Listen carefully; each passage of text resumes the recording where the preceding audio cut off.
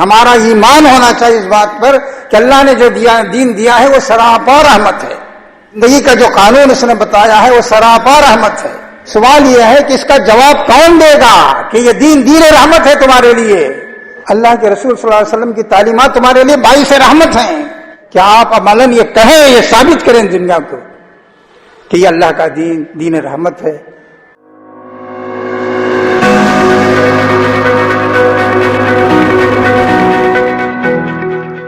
بزرگوں، بھائیوں اور عزیزوں، اللہ رحمان و رحیم ہے. محمد صلی اللہ علیہ وسلم رحمت للعالمین ہے. قرآن رحمت بن کے ہمارے پاس آیا ہے. اس کا کیا مطلب ہے؟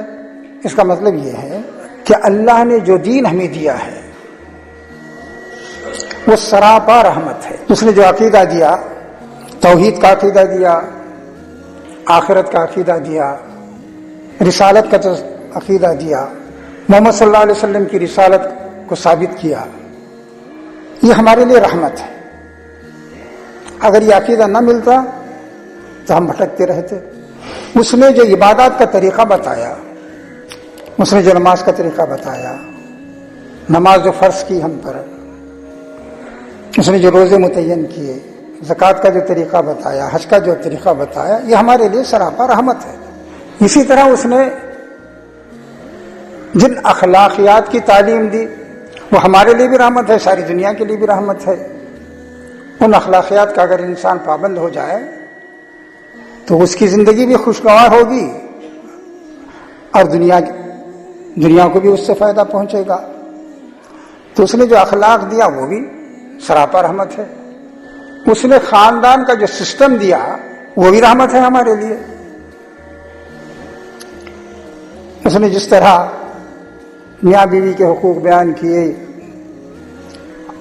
اولاد اور والدین کا رشتہ واضح کیا، ان کے حقوق بیان کیے، ان کی ذمہ داریاں بیان کی، رشتہ داروں کے حقوق بیان کیے، یہ سب سراپا رحمت ہے. اس نے تجارت اور کاروبار کے جو طریقے بتائے وہ بھی رحمت ہے، اور اس نے سیاست کے جو اصول بتائے وہ بھی رحمت ہے. اللہ کو رحمان و رحیم ماننے کا یہی مطلب ہے، اور محمد صلی اللہ علیہ وسلم کو رحمت اللہ عالمین ماننے کا یہی مطلب ہے کہ ہم یہ سمجھیں کہ آپ کے ذریعے جو دین ملا ہے اور قرآن مجید کے ذریعے زندگی کا جو راستہ بتایا گیا ہے وہ سراپا رحمت ہے. اسے زحمت سمجھنا، اپنے لیے بوجھ سمجھنا، اس کے معنی یہ ہے کہ ہم اللہ کو رحمان و رحیم نہیں سمجھ رہے ہیں. ہم یہ سوچ بھی نہیں سکتے کہ اللہ رحمان و رحیم جو ہے انسانوں پر کوئی ظلم کرے گا. ظلم کر ہی نہیں سکتا، کسی پر بھی ظلم نہیں کرتا. وما ربک بظلام للعبید، تو تمہارا رب تو کسی بندے پر ظلم ہی نہیں کرتا، بالکل ظلم نہیں کرتا. تو اللہ ظالم نہیں ہے، اللہ تو رحمان و رحیم ہے. اس لیے جو راستہ اس نے بتایا وہ سراپا رحمت ہے. کسی بھی معاملے میں جو طریقہ اس نے بتایا اس کے بارے میں ہمارا ایمان ہونا چاہیے کہ رحمت ہے ہمارے لیے. اس میں زحمت کا کوئی پہلو نہیں ہے. ورنہ یہ بات قرآن اتنے زور سے کیوں کہتا اور پہلی ہی صورت میں کیوں کہتا؟ اور اسی کے بعد کہا گیا کہ اہدنا الصراط المستقیم، اے اللہ ہمیں سیدھا راستہ دکھا. تو کیا یہ ممکن ہے جو رحمان و رحیم ہے اور جس کے سامنے آپ ہاتھ پھیلا رہے ہیں کہ اللہ سیدھا راستہ دکھا، وہ غلط راستہ آپ کو دکھا دے؟ یہ ممکن نہیں ہے. اس کی رحمت کا یہ تقاضا ہے کہ آپ کو سیدھا راستہ دکھائے، اور اس نے جو راستہ دکھایا وہی سیدھا راستہ ہے، وہی صراط مستقیم ہے. اسی پر چل کر انسان کامیابی حاصل کر سکتا ہے. یہ یقین ہونا چاہیے ہمیں، ہمارا ایمان ہونا چاہیے اس بات پر کہ اللہ نے جو دین دیا ہے وہ سراپا رحمت ہے. زندگی کا جو قانون اس نے بتایا ہے وہ سراپا رحمت ہے. نہ اس کا عقیدہ غلط ہے، نہ اس نے عبادات جو بتائی وہ ہمارے لیے بوجھ ہیں.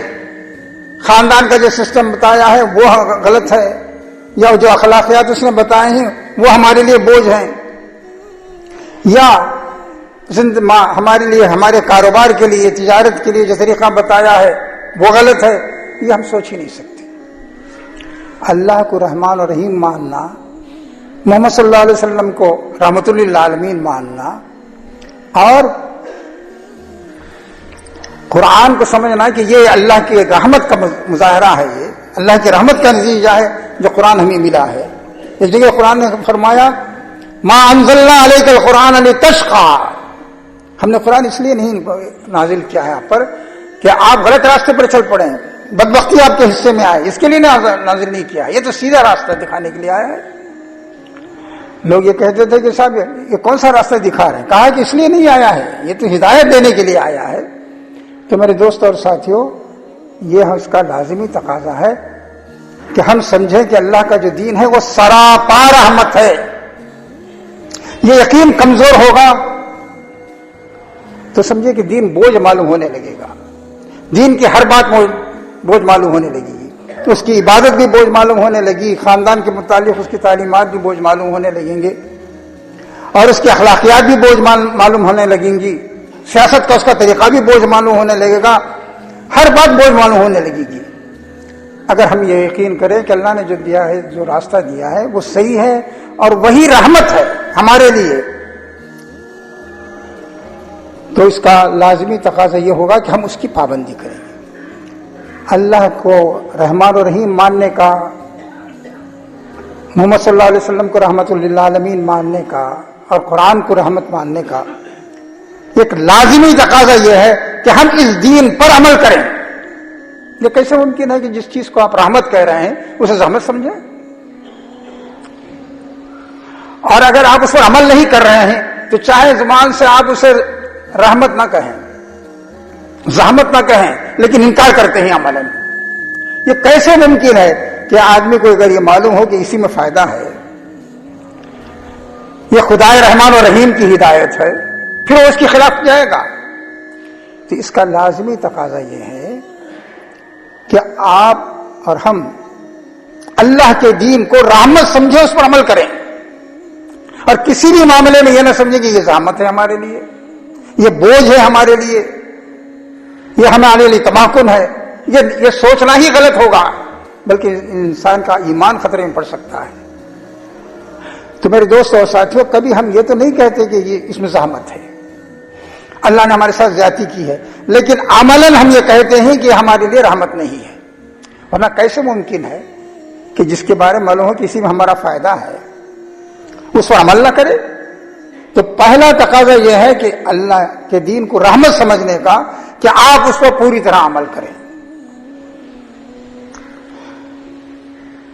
اور کوئی زندگی کا کوئی گوشہ ایسا نہ ہو، چاہے وہ عبادات کا معاملہ ہو یا گھریلو مسائل ہوں یا کاروبار کا معاملہ ہو یا اخلاق کا معاملہ ہو، معیشت کا معاملہ ہو، کوئی بھی معاملہ ہو، اللہ کے احکام کی پوری طرح پابندی کریں، ورنہ یہی سمجھا جائے گا کہ آپ اس دین کو دین رحمت بھی سمجھ رہے ہیں، اس کے عبادات کی پابندی نہیں کر رہے، عملاً کہہ رہے ہیں کہ اگر یہ رحمت ہوتا تو ہم اس پر عمل کرتے۔ تو اس کا ایک لازمی تقاضا یہ ہے کہ آدمی اللہ کے دین پر پوری طرح پابند ہو جائے اور اس کے خلاف نہ جائے، تبھی یہ صحیح معنی میں اسے رحمت سمجھے گا۔ اچھا، اب آپ دیکھیے اس کا دوسرا پہلو یہ ہے، ہمارا ایمان ہے کہ یہ دین دین رحمت ہے۔ اللہ تعالیٰ انسانوں پر ظلم نہیں کر سکتا۔ محمد صلی اللہ علیہ وسلم کے لیے جو دین آیا ہے وہ سراپا رحمت ہے۔ قرآن نے تو کہا کہ آپ رحمت ہی رحمت ہیں، رحمت کے علاوہ کچھ ہے نہیں، آپ دوسری بات آپ کے بارے میں کہی نہیں جا سکتی، اتنے زور کے ساتھ یہ بات کہی گئی۔ اب دنیا کیا کہتی ہے؟ دنیا یہ نہیں مانتی کہ یہ دین رحمت ہے۔ کچھ لوگ تو یہ کہتے ہیں، جو ذرا نسبتاً بہتر سمجھے جاتے ہیں، کہ صاحب یہ دین پرانا ہو گیا، اب اس پر عمل نہیں ہو سکتا۔ انسان کی عقلی بات مان نہیں سکتی کہ 1400-1500 سال پہلے جو دین آیا، آج کا انسان اس پر عمل کرے اور کامیاب بھی ہو جائے۔ یہ بات وہ لوگ کہتے ہیں جو نسبتاً معقول سمجھے جاتے ہیں۔ بہت سے لوگ کہتے ہیں کہ دنیا کا بگاڑ تو اسی دین میں ہے۔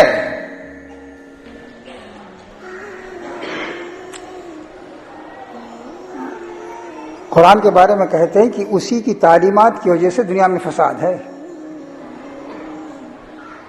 اور محمد صلی اللہ علیہ وسلم کے بارے میں کہتے ہیں کہ شروع کے دور میں تو وہ بہت اچھے رہے، بعد میں تو وہ جنگجو تھے، قوموں کو لڑایا۔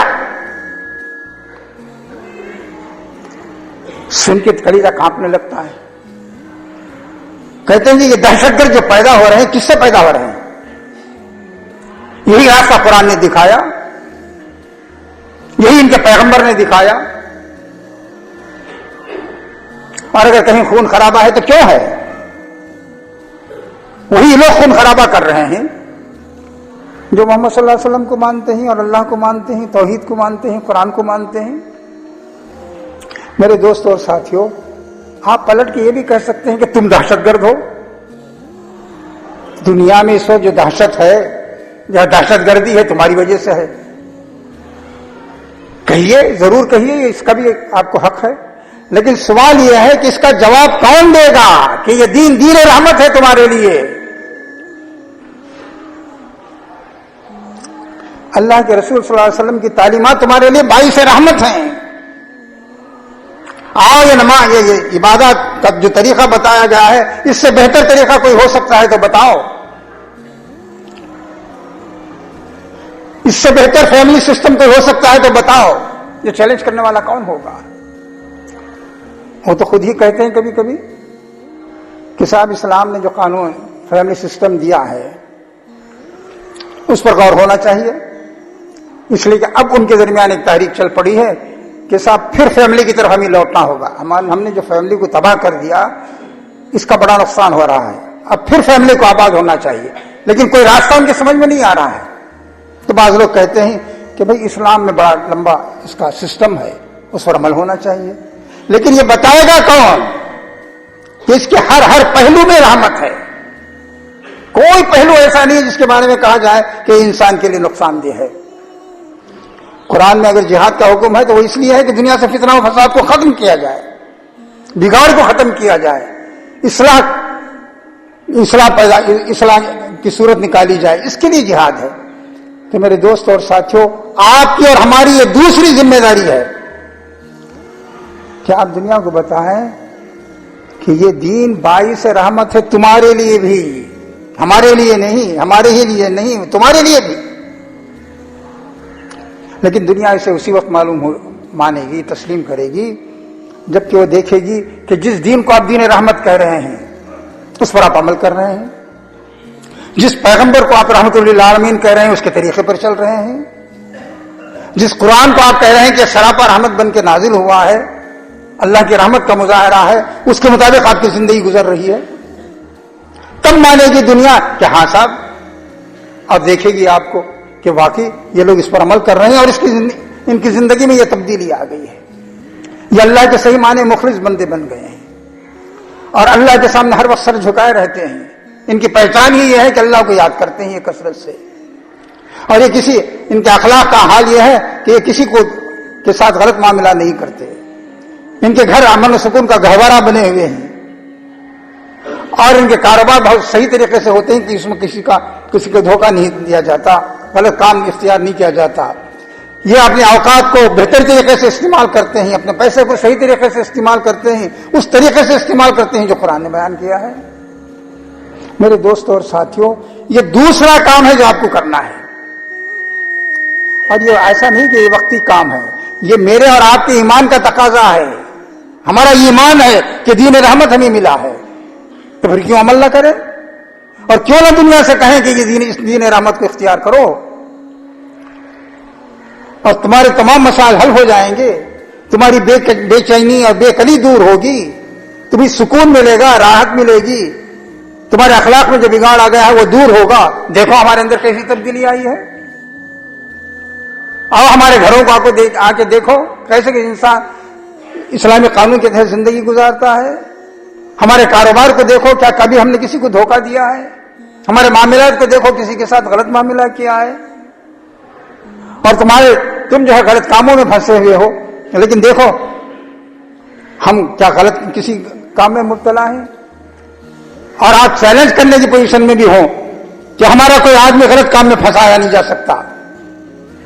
میرے دوستوں اور ساتھیوں، جب تک یہ دو کام نہیں ہوں گے میرا اور آپ کا ایمان کمزور رہے گا. ہم دعویٰ تو کریں گے کہ ہم اس رسول رحمت کی امت ہیں. قرآن جو رحمت بن کے آیا اور دلوں کے تمام بیماریوں کے لیے جس میں علاج رکھا گیا ہے، جس کے بارے میں قرآن نے کہا اس پر عمل کرنے والے اللہ کی رحمت کے مستحق ہوں گے، اس سے محروم ہو جائیں گے. اور قرآن نے کہا کہ جو اس کا انکار کرتے ہیں وہ نقصان میں رہیں گے.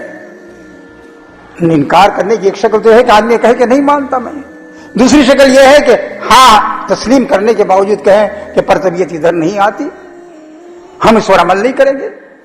تو میرے دوست اور ساتھیوں، صحیح بات یہ ہے کہ ہمارا دعویٰ تو ہے یہ کہ اسلام ہی اللہ کا دین ہے اور یہ سراپا رحمت ہے، اور اگر کوئی زحمت کہے تو آپ شاید لڑ بھی پڑیں گے، لیکن عملاً ہم اس کا ثبوت نہیں دے رہے ہیں. جبکہ اس کا مطالبہ یہ ہے کہ آپ عملاً یہ کہیں، یہ ثابت کریں دنیا کو کہ یہ اللہ کا دین رحمت ہے، اور اسی کو اختیار کرنے سے انسان کو دنیا میں سکون ملے گا اور آخرت میں وہ کامیاب ہوگا. اور پھر جس پہلو سے اس دین پر اعتراض کیا جاتا ہے ان سب کا آپ جواب دیں. دیکھیں، آپ جانتے ہیں ہمارے چاروں طرف علمی ماحول ہے. یہاں وہ لوگ آتے ہیں جن کا تعلق جامعہ سے ہے، ہمدرد سے ہے، اور بھی پڑھے لکھے لوگ آتے ہیں. ہم نے کبھی سوچا کہ ہمارے دین پر کس طرح اعتراض کیا جاتا ہے؟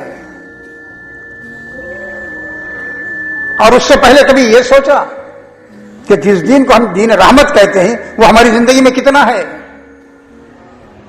اور جس پیغمبر کو کہتے ہیں پیغمبر رحمت ہے، ساری دنیا کے لیے پیغمبر بن کے آیا ہے، رحمت للعالمین کے نام سے رات دن تقریریں ہوتی ہیں، کیا معنی ہے اس کا؟ کیا آپ رحمت بن کے آئے ہیں؟ وہ راستہ جو آپ نے دکھایا وہ رحمت ہے انسانوں کے لیے، تو کیا ہم نے وہ راستہ اختیار کیا ہے؟ اور پھر دنیا میں جو طرح طرح کے اعتراضات کیے جاتے ہیں ان کا جواب دینے کے لیے ہم تیار ہیں. بلکہ میں کہتا ہوں کبھی ہم سوچتے بھی ہیں کہ یہ کام بھی ہمارے کرنے کا ہے. تو جب تک آپ کی زندگی میں اور میری زندگی میں تبدیلی نہیں آتی، اور جب تک ہم دنیا کو کس سامنے یہ بات نہیں رکھتے یا یہ ثابت نہیں کرتے کہ یہ دین رحمت ہے ان کے لیے بھی اور ساری دنیا کے لیے بھی، تب تک وہ ذمہ داری جو ہم پر عائد ہوتی ہے، ہمارے ایمان کا جو لازمی تقاضا ہے، وہ تقاضا پورا نہیں ہوگا. اللہ تعالیٰ سے دعا ہے کہ جو باتیں عرض کی گئی ہیں ان پر عمل کی میں بھی کوشش کروں، اور آپ کو بھی اللہ تعالیٰ اپنے توفیق سے نوازے. وآخر دعوانا الحمد للہ رب العالمین.